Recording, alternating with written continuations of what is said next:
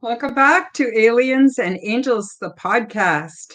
So this is our weekly live Q&A community chat, and today I'm very pleased to bring on my special guest, Philip Kinsella. Philip Kinsella is the author of numerous books and articles on UFOs and consciousness. Since Philip's own alien abduction back in the winter of 1989, along with the appearance of UFOs at close range, he has been driven to find the truth of what may be behind these alien intrusions and has highlighted several theories surrounding the big question of the Greys themselves. His speculation emphasizes a better understanding of multidimensional levels of consciousness and our need to look outside of the box of rational thinking, which science continually denies within the advent of such strange singularities. Please post your questions and comments during the live chat, and you're welcome to join our Facebook group called Aliens and Angels. All of the links are featured below in the description, and do please check me out, subscribe to my channels, leave me a comment, like my videos, and share my content with your friends. So I'm very excited to bring on our special guest, Philip Kinsella. Philip, how are you doing today? Hello, Karen. It's been a busy day, and I'm very honored to be back on your program, most notably Aliens and Angels, which is interesting. Yeah, it's a little bit different format than last time. And we've already got a guest that's saying, Don Rogers at March 4th Productions is saying, hello, lovely people. Hello, Don. And I Hello, know Don. lurking behind the scenes is Canadian Spinja. And I want to say hello to both of you. So for those of you who don't know, actually, Don Rogers and Canadian Spinja are going to get married the first week of August, and they've asked me to officiate their wedding. So it's a great honor. I'm very excited, and we're working towards creating the perfect day for them. So today, the topic I thought we could throw out there is, are aliens and angels the same thing? Are they completely different? Is one real and not the other? How are people viewing this subject and this topic? And I thought I'd turn it over to you, Philip, to give us your 2 cents on the matter. Thank you very much. Well, everything is always held within theoretical content, and our understanding of aliens and indeed angels is very controversial. I think that there are two sides to the coin here. It depends on how we interpret the phenomena as we go through the experience.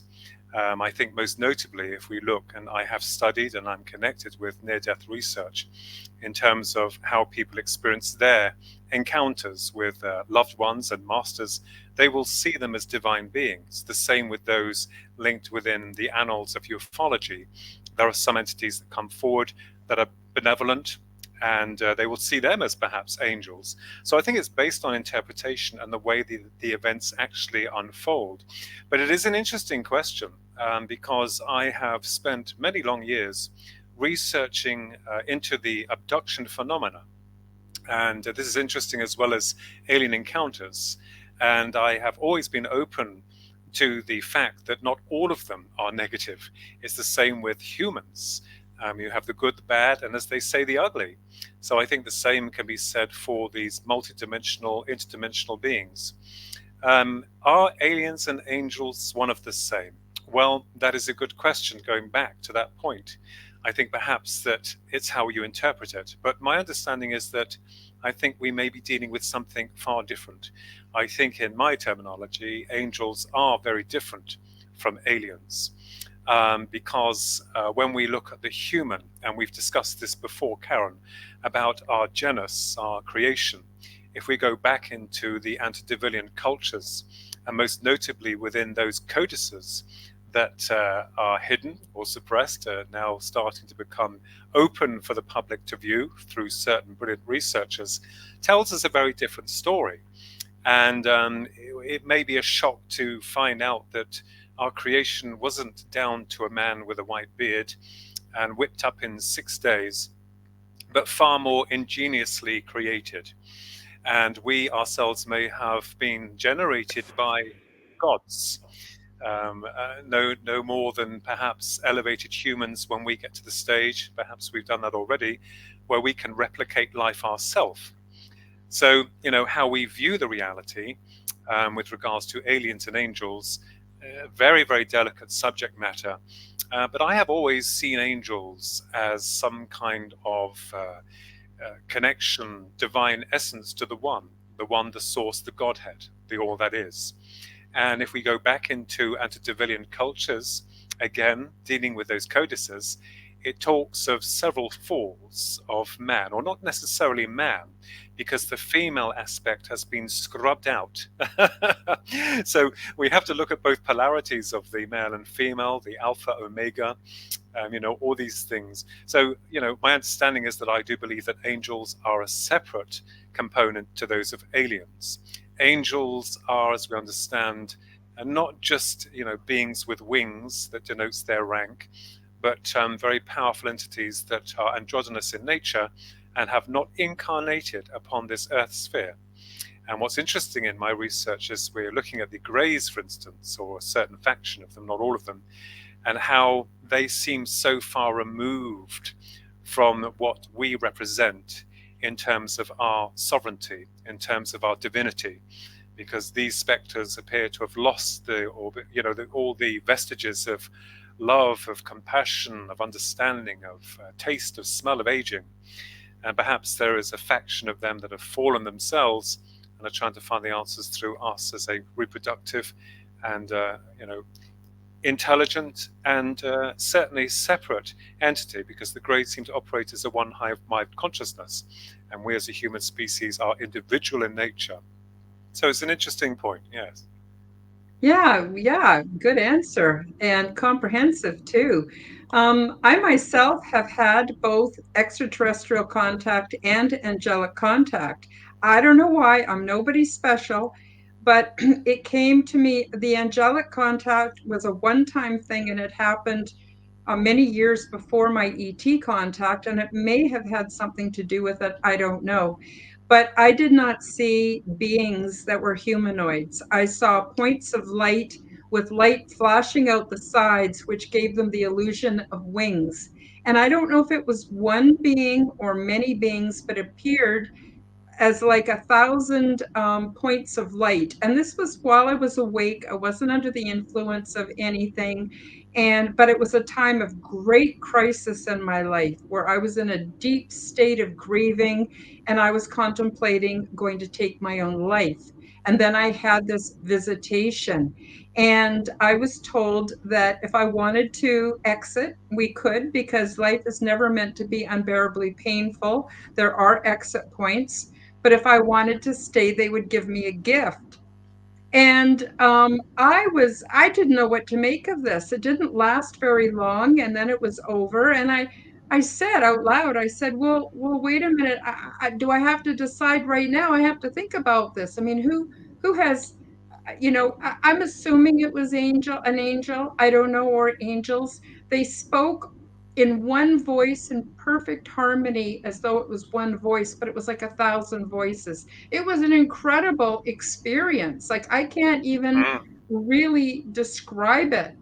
So mm, it took me a few days, and I thought about what I wanted, and I decided I wanted wisdom, because I knew if I had wisdom, I could make everything else in my life work. And then it was several years later I had extraterrestrial contact. Now, what I want to say is I think angels and extraterrestrials are quite different, but they might be on the same sort of if you want to use a spectrum for looking at the different classes of beings. I think some beings are lower frequency, lower on the spectrum, and some are higher. And I think there are some extraterrestrials as we would understand them. And again, we're very limited in the way we perceive, right? And Yes. so I think there's some of them that may be very high frequency, very close to angels, but I do see them as being very different things.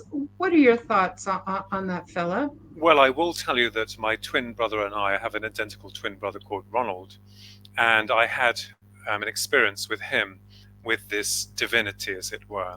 At the time, we were creating a children's character called Magnus the Micromut. We illustrated the books through black ink and very detailed drawings, and we tried all sorts of publishers. This is when we were very young, in our 20s, as it were.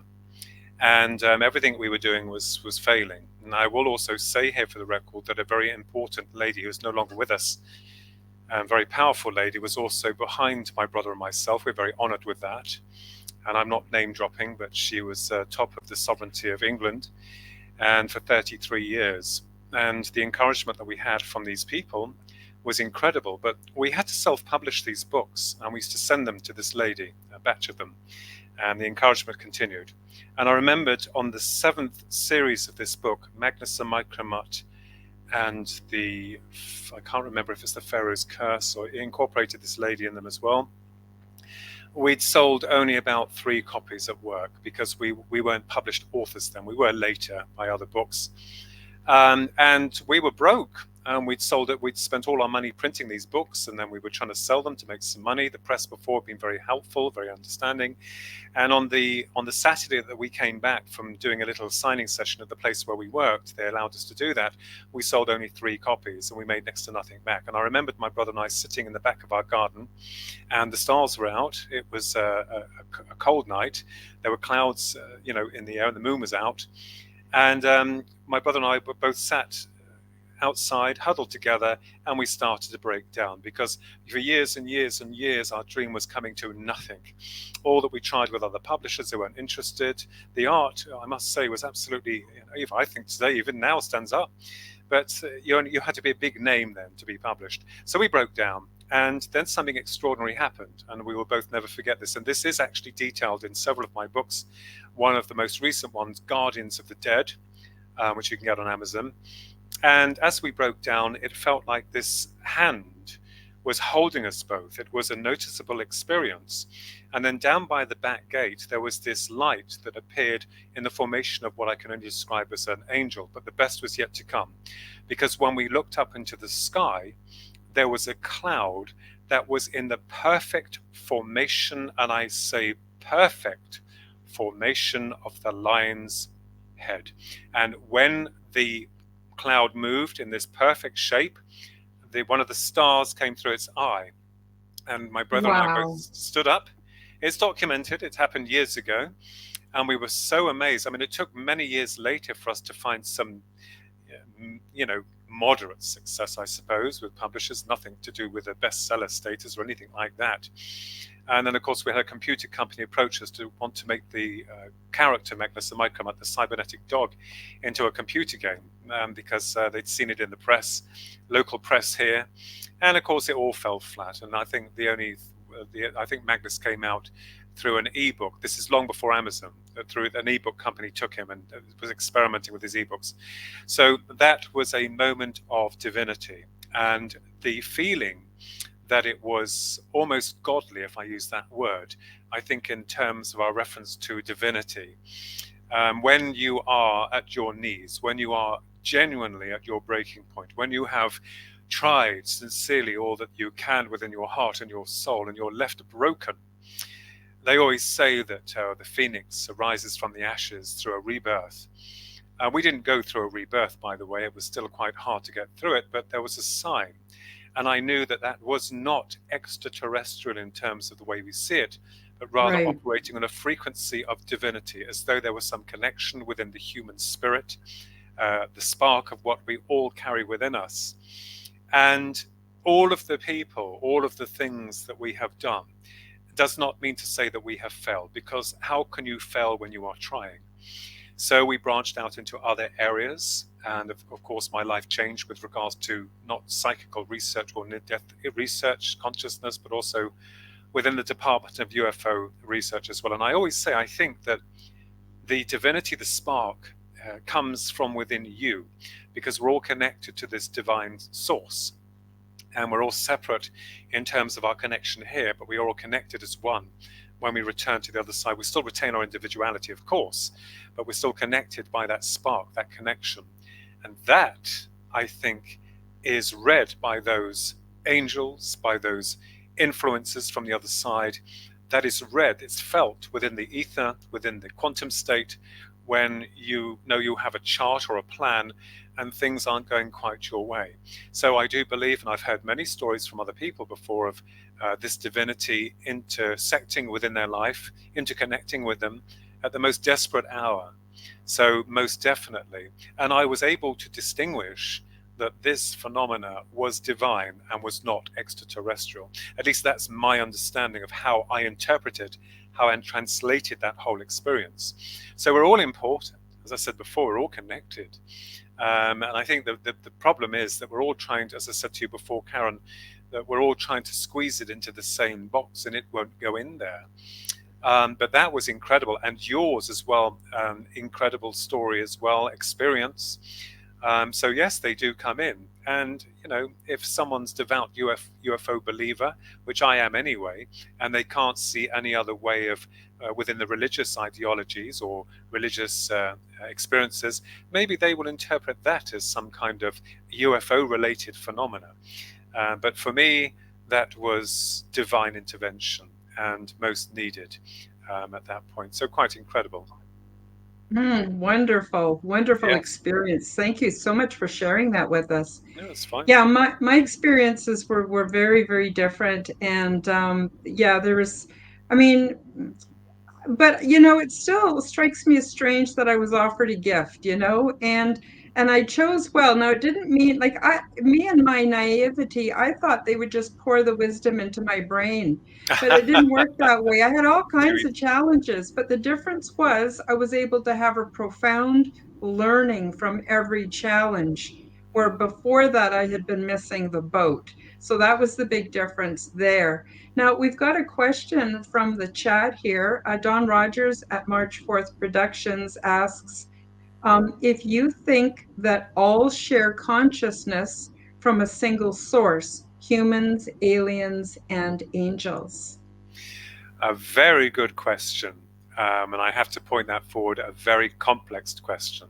From our understanding, when you get involved with UFO research, researching into abductions, alien encounters, experiences that people have had, and then going into the psychic element as well, I think my understanding at this stage, because we all go through some form of transmutation within our thoughts.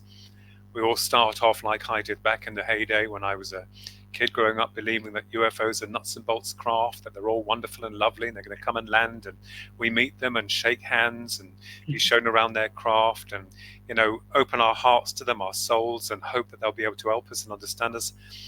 That is wonderful and amazing. But I do believe also that as we go forward, we find that the UFO phenomena has kind of like morphed incredibly within our understanding, and as we change, the phenomena seems to change. So we seem to be part and parcel of this same force, as it were. I think it's interesting and fascinating to contemplate, but I do believe that it's possible that we are all one of the same. If we are if we do derive from one source, then this source has split itself into billions upon billions upon billions of fragments and emanated this source into varied experiences. I know that within the creation mythos, what's interesting is that the vision of the lion didn't make any sense to me other than strength and courage. But when you look into the codices in the past, there is a character called Sophia that we know was part and parcel of the creation of the material realm through her descent and fall and separation from source. And it was Sophia that we understand, who I don't think she deliberately wanted to do it, but she generated energies lower consciousnesses that started to gravitate towards her and then descend within the field of creation even further, where resonation became matter. So, if we believe, as most researchers do, that Sophia was not only responsible within the blueprint and creation of us as the hominid, as the human, as the spirit, but also of the soul of those encompassing characters that were at the forefront of her creation, that we call the Greys or the Archonic mind, well, we are one of the same because we gravitated in that sphere and we just separated. And I know there's a lot of arguments of people saying, well, you know, if we just touch on very briefly here the archons, that they are separate from us. Well, yes, in terms that they do not have what we have, which is spirit, so we understand it, because the soul is the animation and the spirit is the part that carries this divine spark of divinity. Our interpretation and translation of that way is how we understand it. We could be wrong, but I believe that it's possible that we are all part of Source, and that Source has separated itself in order, and I've always known this, in order to understand more about itself through the creation of us. So we're all part and parcel of this journey, this experience called life.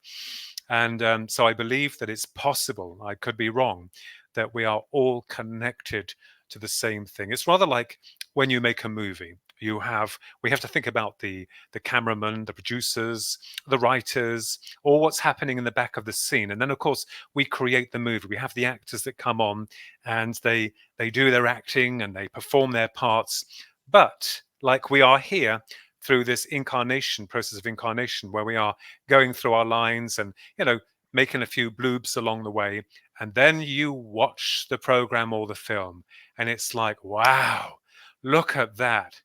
Oh, that's inspiring. That is. Look at that. That is amazing. So I believe that in this form, in this connection within this incarnation, and with limited memory of where our true sovereignty belongs, because we're limited in our flow of conscious awareness within this biological form, it is possible that we are walking this wonderful drama of life. And the mystery of deepens when we're trying to find what we are, what we represent, what makes us human, what is beyond the human. And, you know, if we think about it, there was a British author, a very famous British author called C.S. Lewis, Clive Staples Lewis, Professor Clive Staples Lewis, who wrote the Narnia Chronicles, The Lion, the Witch, and the Wardrobe. And he said, when someone asked him, what would you like to be? Would you like to be the boy or the magician? And he said, no, I'd like to be the boy caught in the magician's spell, because the magician knows all of the tricks. You see, I think that although we have to deal with pain and multiple experiences here and loss, I do believe that we are all connected and that we are finding the greater cause of what it is to be through the eyes of the Godhead, through billions upon billions of fragments of different life forms, different experiences. And what an adventure that is. I still think there are a few things that need tweaking, by the way. And I think some things on the earth plane have gone wrong. But there you have it. That's how I see it. Wonderful. And Don Rogers said, excellent answer. Thank you. Yeah, that was fantastic. Now, I believe similar. Um, I believe that there is existence within time and space, and there's existence outside of time and space.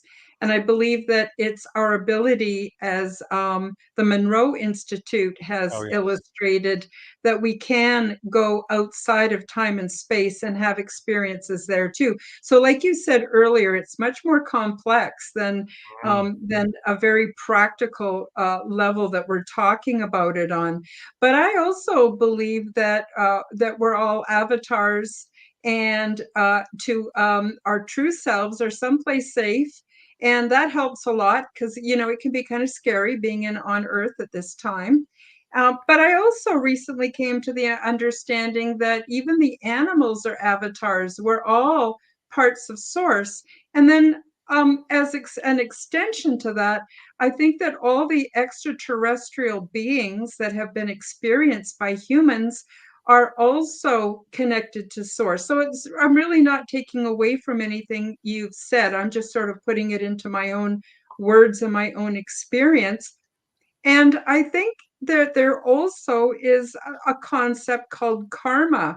And I think Mm. that's part of our learning experience. And it makes sense to me that the extraterrestrials would also be governed by the same sort of rules that we are. Now, I think the angels could be a little different. Philip, what's your understanding of karma? Do you think it's a real thing? And it may or may not be tied into reincarnation, but do you think all beings are governed by the same sort of spiritual principles?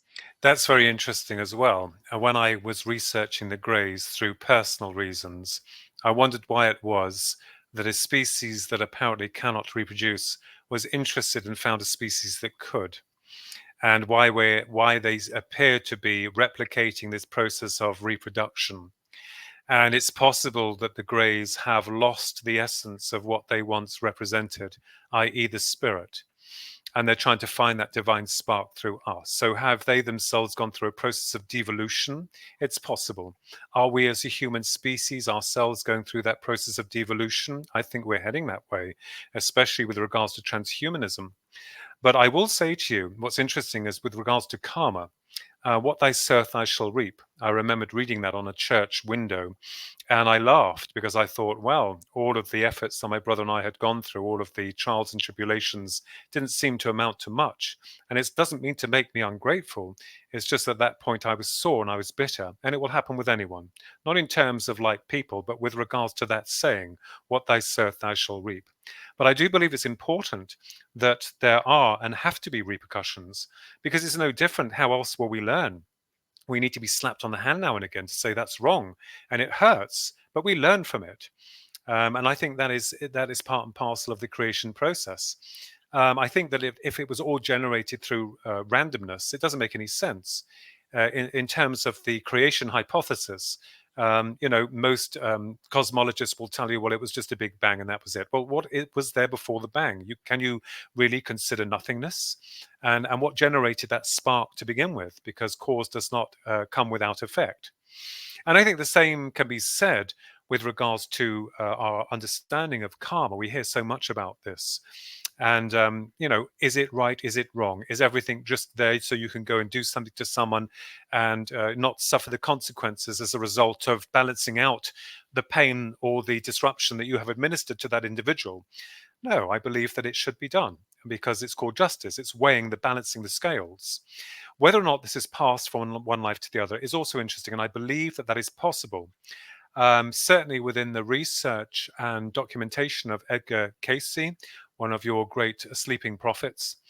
He did a lot of past life connections, and he found that some people that he was reading for when he went into their past lives found that they were being afflicted in this life because of something that happened in the past life. So this is the only way that we can measure in terms of some understanding of this karma, as it was called. So I believe it's interesting, and I think it also serves to remind us, to help us, because Dolores Cannon as well was able to heal people when they came to terms, even going back into past life regression. So I believe that we have a blueprint. I believe to a degree that blueprint is pliable. It's it can change depending on the life experience that we're going through, and indeed other people can change and muck things up for us. But it would make no sense to me if we lived in a universe under intelligent design, just moving forward and doing what we did to other people and with the environment without having some understanding of what we're doing to it, how we're affecting that. So this brings into effect the emotional department, a very important component, and something most of these greys seem to lack. So I believe that perhaps they themselves, or a certain species of them, have gone through some form of devolution and are trying to recreate themselves through the loss of that spark of divinity, as it were. I may be wrong, but why would you create a new genus? And I came up with this theory back in 1996 called Spirits in a Material World, connecting, that was published in a magazine, a UFO magazine here called Alien Encounters. It's quite big out there at that time.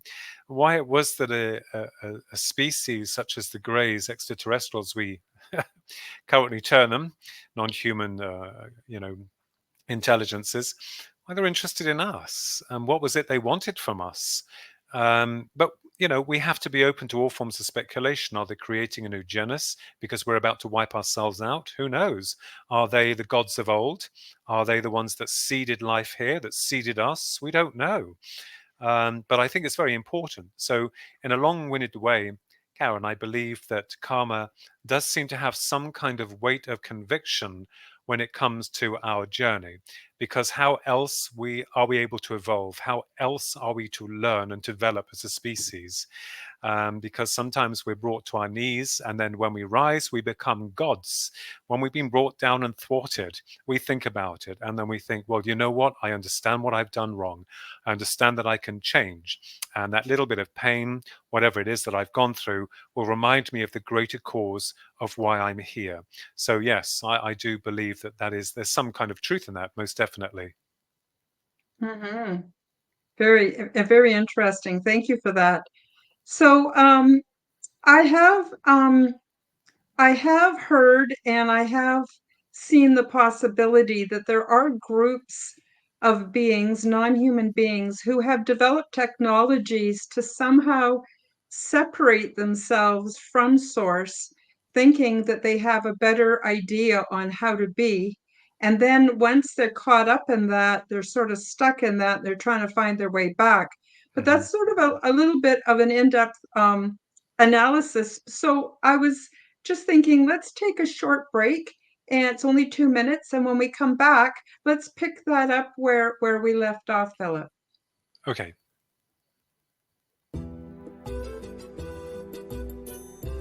Everybody thrives when we have a mission, and there is no greater mission than to become the change we wish to see in the world. Sometimes, though, we need a little help from consultation and support services. Have you discovered that this world is not what you thought it was? Have recent global events awakened you and leave you feeling unsettled? Do you feel isolated by your new, not so popular beliefs? It is a big shock to wake up and find that the old familiar world is gone. It can be disturbing to go down the various rabbit holes, only to find that the information is difficult to digest, and few people are willing to talk openly about it. Would you like to learn how to thrive in this new state of awareness? You are not a conspiracy theorist. You are awakening, and once you find your way through it, there are many blessings waiting on the other side. My name is Karen Holton, and I offer vital services that may be just what you need, and support for your journey into the weird and wonderful. Check out my awakening support and ascension consultation services, created to support individuals with their chosen alternative realities and lifestyles, health and recovery, and their spiritual adventures. For more details, check out the various vital services found on my website, and be assured that I have found personal success with every category featured. My website is www.KarenHoltonHealthCoach.com. That's KarenHolton HealthCoach.com. There, thank you for being patient with that. I have to do a little promotion in each of my videos, so people know that I have services and products and things that also help to support the show. Hmm. So where we left off was, I sort of introduced a bit of a big subject, but that was, Philip, do you think it's possible that there are groups, because let's face it, there are planets and civilizations, I'm sure, out there that are billions of years older than ours, that have had so much time to evolve. Do you think that it could be possible that some have developed technology thinking that an Oh, independent from source way had some merit, and then once they're trapped in that, they're kind of stuck there? And could they be interacting with humans? absolutely. I remembered when I was a kid and I saw Star Wars here in England. And when I saw that, and I remembered the opening scene of those spaceships, Princess Leia's ship trying to escape one of the Star Destroyers. And that always affected me because I thought, wow, could that be happening somewhere else across the distant galaxy? You bet it could. And I was always fascinated with this, this idea that there are other intelligences beyond our current place within this cosmos, as it were. And when we look at the cosmos, it's frightening. I mean, literally in terms of its expanse. And we are a pinprick in the middle of a desert, literally in terms of our human life, which is very small by comparison, tiny. But I will say to you that it's possible that a certain faction of these intelligences had gone through some form of devolution. And with their minds, yes, why not? Create technology beyond their wildest dreams. Everything that we know is created through the mind, within our earth plane. We use the mind to build, to construct. But because we're in a biological system and a material system, we construct this way very slowly. But there are other intelligences that perhaps have advanced themselves to the level where construction, like those in the spirit, is done instantly within the mind. And we know that when we pass over, that mind is the world, is the realm. It's interesting, rather like the Borg from Star Trek. If we take that as an example, the writers of that screenplay are nothing less than genius, because it talks about an extraterrestrial force that's lost their soul, their spirit, as it were, and have no sense or understanding of love, of compassion, of connectivity with other fellow creatures within the universe. So I do believe that. But there would come a point in time, I think, where they would almost have to reconsider, because on a mechanical level, if we use that word lightly, with no emotions, that's quite dangerous territory. So I believe that we have free will, we have choice, and that free will and those choices govern our future, our path. And of course, the divine essence of the connection allows us to have that free will to explore more into the purpose of what the divine is and what we are. I've always said that we are like explorers, like the escape pods on Star Wars again, where they send these little pods out to go and explore other planets to see what's on them or look for people. And that we are each tiny explorers that's separated from source, billions upon billions, maybe even more than that, a fantastically amount that are separated to come into these different systems of reality and to experience life in its varied forms and ways. And what a better way than to forget through the process of our original, source. If I was God, let me give an example, and I was the all-encompassing God, or the power, neither male nor female, but I'm like, well, I want to find out more about what I am, what I can do. And then, of course, splitting all of that across and throughout. And then we, each one of us, asking these questions: what is God? What is source? And then through our eyes connecting with other people, and in a lot of cases finding that godliness in others, those selfless acts of that people that do, that make us, that change us, the creative process. I think it's incredible that we're part and parcel of a process of creation and multiple creations that go on and on and on. The difficulty is that we may get to a stage where we lose sight of that. And this is where things may go wrong. But again, we are given free choice and free will to do just that. So I believe we're all connected and we're all linked to that source, the Godhead. But I think that source is separated into varied intelligences, and it's exploring these different territories. So it's possible that some intelligences have lost their way and are trying to find their way back to light, back to source, as it were. And I think that's possibly what one faction of the Greys are doing through us. It's Yes. yeah, definitely. Yes, I felt that too, and and it's interesting that they are much like the Borg, except they don't have the mechanical parts, but they're trying to gain their way back through interbreeding with humanity, which Mm, which brings me to another subject that I think we have time to get into, and that is there's a saying that God is love. In my personal journey, and examining things from this way and that way and upside down in every way possible, spending a lot of time in deep thought about things, I've concluded that the only way forward that is productive and healthy is through the path of love. And Mm. we know that love is a very high frequency emotion, but it's much more than that. Love involves self control and mildness and faithfulness and goodness and so many peacefulness and so many different attributes. It's kind of like a basket of virtues.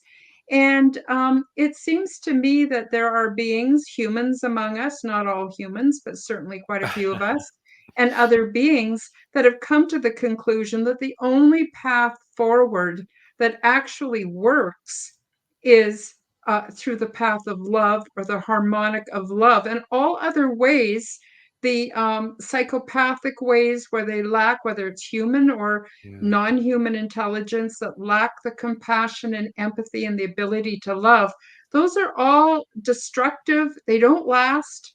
They No. go extinct. They can't, it doesn't work. It seems that love is the only path that works. So I just want to get your thoughts on that, Philip. And how do you feel about that? And do you think there's something to it? Oh, yes, absolutely. Love is the creator, and love is there to build, to strengthen, to give us hope. And I do like that word hope. A lot of my friends know I like that word hope, definitely. Um, I think, and Phil, with regards to the past in terms of certain avatars, because I believe we're all avatars, that certain master avatars had incarnated to remind us of this fact. Because I think on Earth here, through our sovereignty on this planet, there have been some forces that have tried very hard to subjugate that love, to Mhm. control, to douse out that spirit through fear, through propaganda.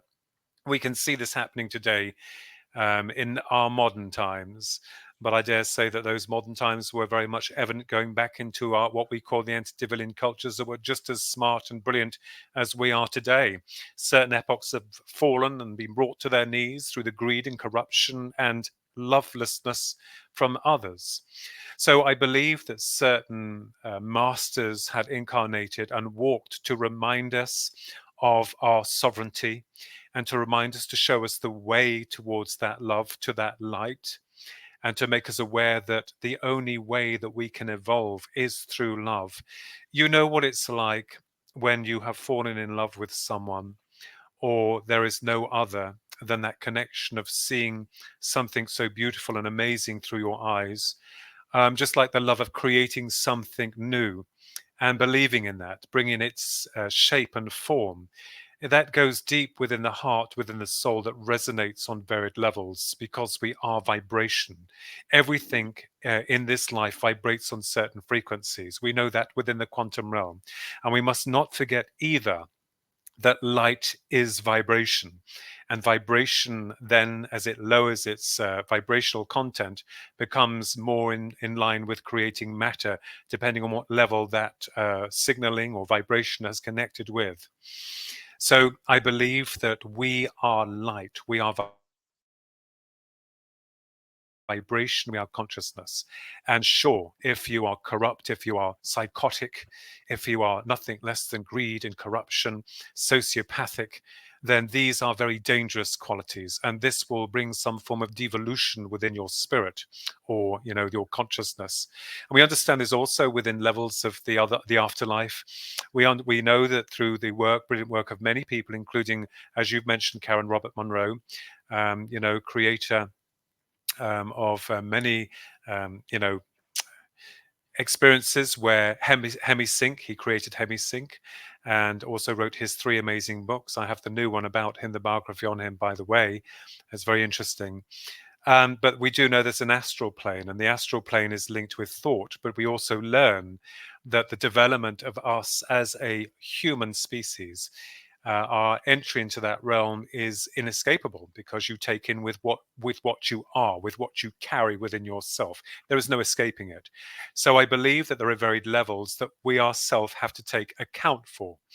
And I believe that when we pass over, that the measuring of that experience that we've had in terms of light or darkness depends on where we fall within the grand scheme of life. And it's interesting because with regards to the grays, another theory I came up with, way back then was that we could be dealing with an entity or an intelligence that has removed itself from that light and is trying to find a way back through its lower gravitational vibrational field to ours.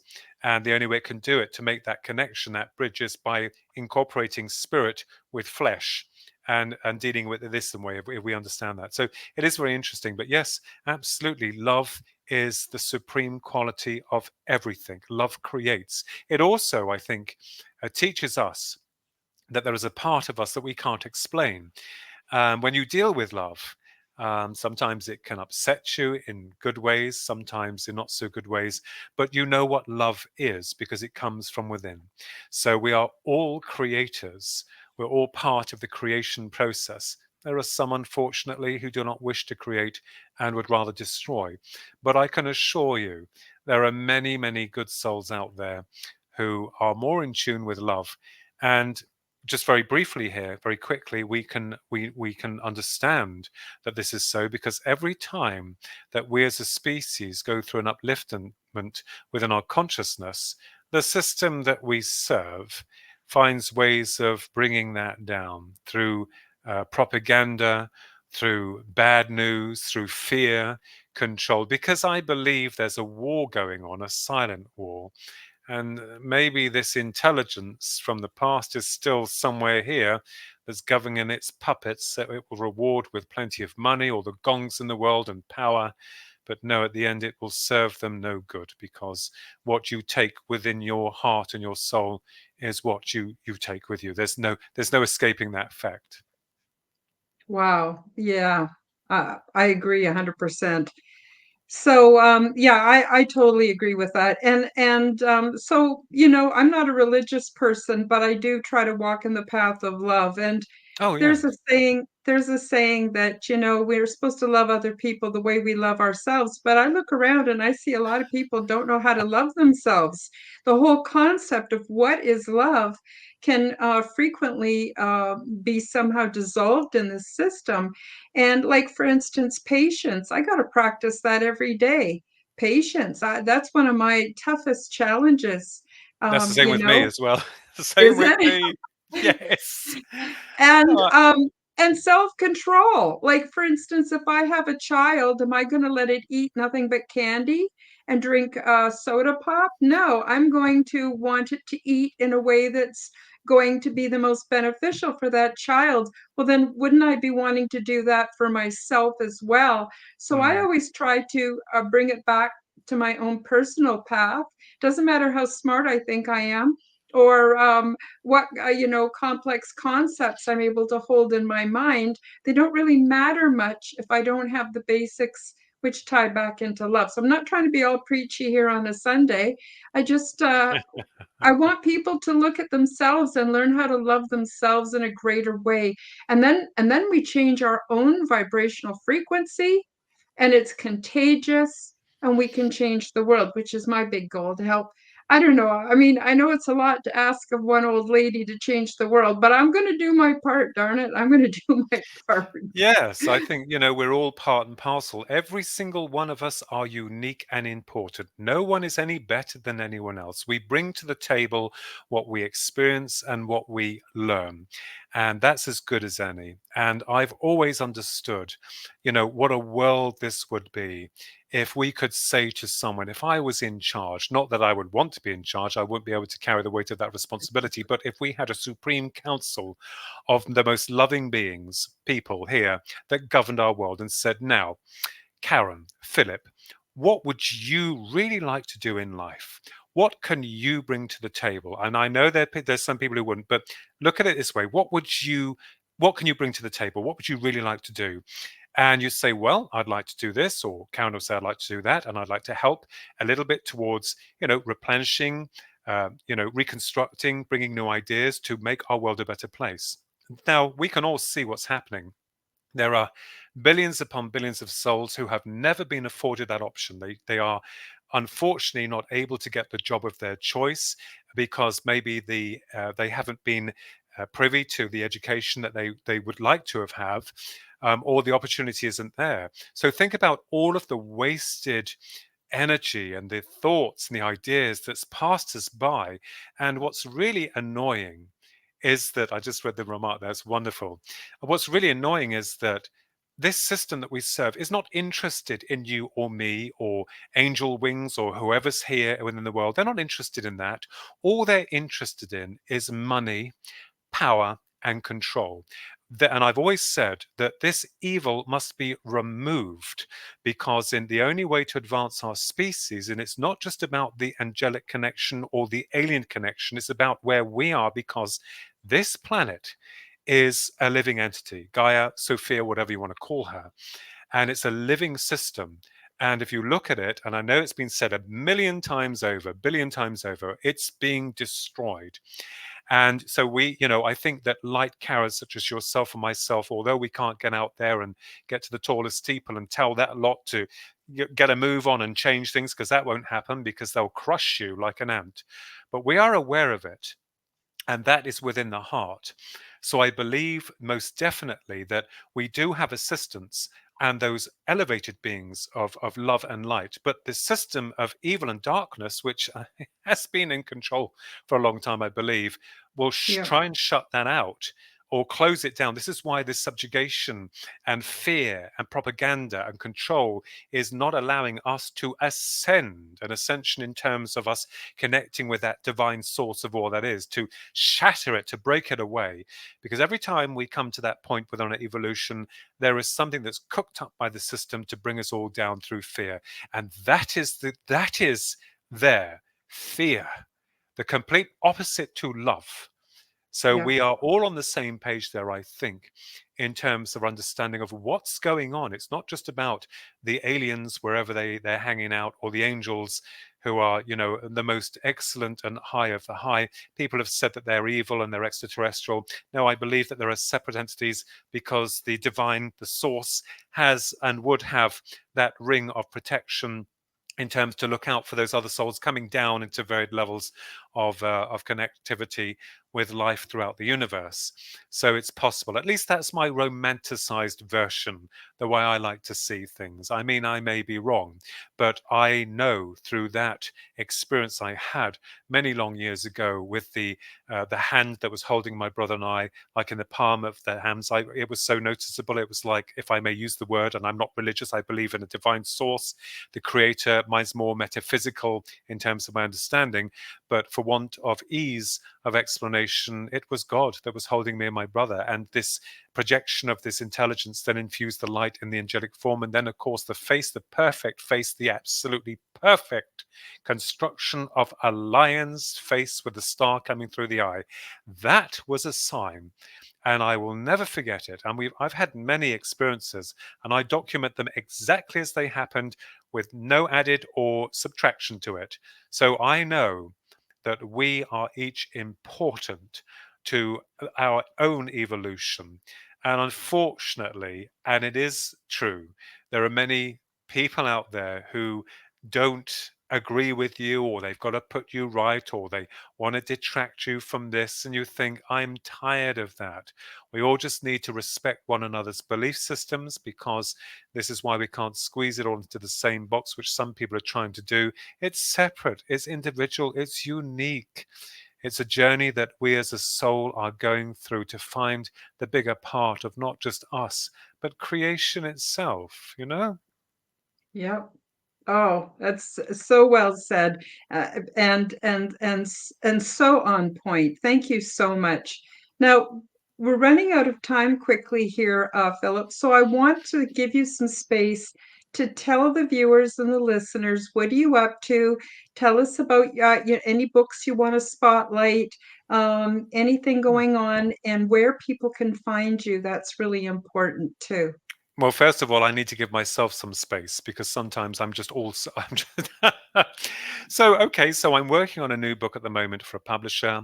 It is a spiritual book that looks into incarnation, reincarnation, the soul, the bigger question, the real research into the reality of the Godhead, and our purpose here. I think it doesn't mean to say I've got it worked out, because I haven't, but we have to bring into the fray some, theoretical content. I have several books. I mean, most of my other books that were published by other publishers through contract are out of print now because Amazon came along, and of course that's. But Amazon is a really wonderful platform. I have Terrestrial Trespassers out, which looks at the greys, abductions, and errors of high strangeness.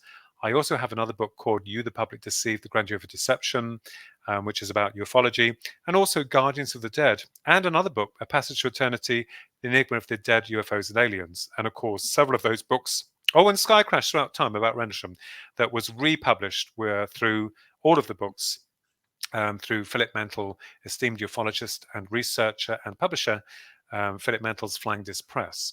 And he's a wonderful man. So you can get hold of me on www.philipkinsella.com, or mine and my brother's site, www.thekinsellatwins.com. So you can find all about us on there. And, we're all important. We're all connected on certain levels. But unfortunately, the truth is that there's a lot of mess within ufology and a lot of arguments. I tend to try and stay clear of them. But it's interesting that we look into the area of the afterlife and also ufology, and where people could not make any connections before. Well, I think that there's a lot there that's telling us there are connections, even if they are operating on interdimensional levels of reality. Yep, I would agree with you 100%. And yeah, so I'm going to have in the links below for the viewers and the listeners, the link to at least one of your books. Some different platforms will only allow me a certain amount of space, but from Oh. there you can certainly find Philip's other books. And I highly recommend that you give him a read and see the amazing in-depth research Philip has done. So what I really like about Philip, well, I like lots of things about Philip, but one thing I really like about Philip is he's not only an experiencer, he's a researcher. And when you're both, when you've been in the shoes of the experiencer and then you're doing the research, I think that your comprehension of the phenomenon is much, much more deep and soulful, because we're Mm, trying to figure out what happened to us yes. and what are other people saying. And I agree with you, Philip. You know, it just seems that it seems to be human nature to be competitive, to want to be right, things like that. And not everybody is doing the personal work. But I see very much of all the beings in the phenomena as being, it's like a spectrum. And I don't think we're, with our limited perceptual arena, are able to really even hold the amount of data we would need to hold to really objectively look at the phenomena. And so I think that it's pretty futile to argue, oh, the nuts and bolts Mm. perspective. I have people all the time saying to me, "Where's your proof?" Well, I don't believe anything you say. Oh, don't go down that If road. you bring it to me on a platter, the proof.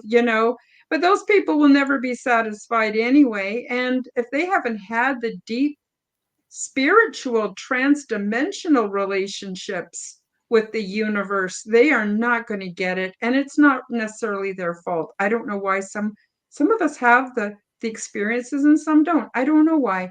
I know for myself, I'm nobody special. Seriously, I'm not putting myself down when I say that. I'm just being very matter of fact. Same I'm, as. And I'm I always wanted to find out whether or not I was lying or the system we served was lying. Well, I'll leave mm-hmm, that for you to decide on that one.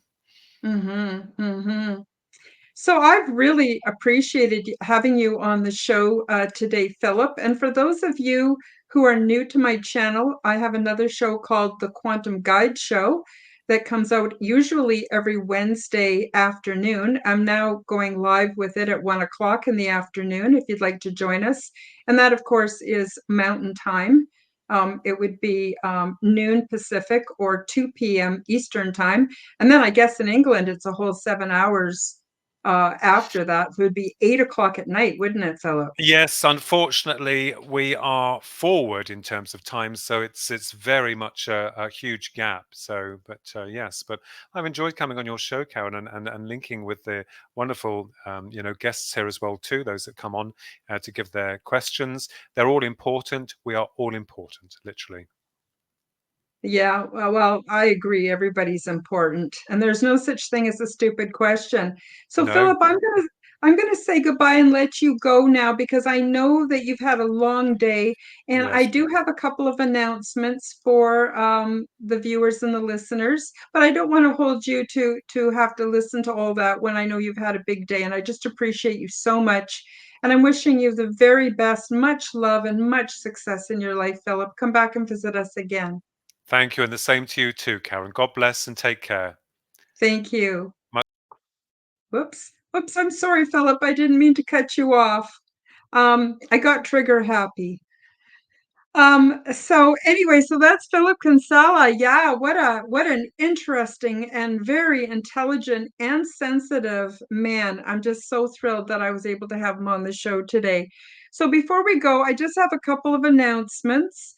The Quantum Guide show, which I mentioned earlier, upcoming this week is episode 175, and my guest is Jimmy Blanchard. Sorry, Jimmy Blanchett, and he's made some amazing discoveries from studying UFOs, and they've actually given him information so that he could find out all the secrets of the universe. So I know you don't want to miss that, but I want to tell you that because of Jimmy's very busy schedule, we won't actually uh, be doing the show until Thursday, July 11th at 8 p.m. Mountain Time. So that's 7 p.m. Pacific, and that would be 10 p.m. Eastern Time. And that's on a Thursday. So usually the show is every Wednesday, but to accommodate Jimmy, I'm going to have him on Thursday evening. So please do mark your calendar and join us. And next week on Aliens and Angels, we're going to talk about ET, friend or foe. Let's boil it down to its basics. Friend or foe? Let's talk about it. So I hope you'll come and join our live chat so that you can participate in the conversation. I go live every Sunday so that you can participate and join the conversation and be part of it. So I don't have a guest next week, but July the 14th, ET, friend or foe. And then I have one more announcement, and that is we are arranging a summer meetup, probably in late August. Well, I guess it will be in late August. And any of you who are visiting or live in Alberta or the central Alberta area, or if you're coming this way for your holidays, you're welcome to join our meetup. We've had one already. It was a great success. That's how I got to know. Don